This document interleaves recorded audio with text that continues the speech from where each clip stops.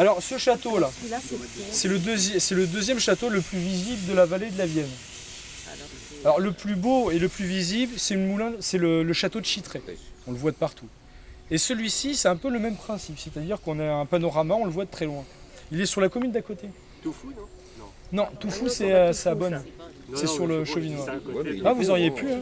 Non, Toufou, c'est pratiquement le château de la Loire, vu qu'il est quand même à stock. C'est le château de Mariéville, en fait. Je ne sais pas si vous l'avez déjà vu sur Bonneuil-Matour. C'est sur la rive droite.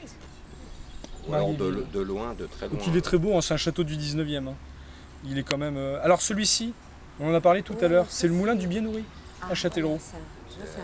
En fait, vous le voyez lorsque vous êtes sur la rive gauche de la Vienne. Vous passez, il y a la piste cyclable, vous pouvez vous promener. Par bateau, tout le monde peut conduire, même les enfants. Le matin, c'est que ça permet à la fois d'avoir une vue sur la Vienne, donc sensibiliser les plus grands, les plus petits, sur ce qu'est la Vienne, sur son occupation humaine dans le temps. Et tout ça, du moins, permet de préserver à la fois les lieux et que les gens se sentent concernés dans le temps. Voilà, on s'est certainement progressivement écarté de la Vienne depuis longtemps. Il est certainement intéressant d'y revenir désormais en pouvant faire un peu de pédagogie au niveau de la définition de la Vienne, où elle se jette, enfin du moins où elle prend sa source, où elle se jette.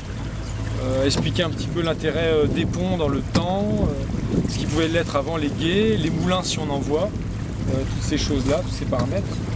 Et voilà grossièrement. Donc, à la fois il y a un intérêt d'avoir une visite libre et avant de faire cette visite libre d'avoir obtenu quelques informations sur la Vienne et ses environs. Voilà grossièrement l'intérêt de ces matinées.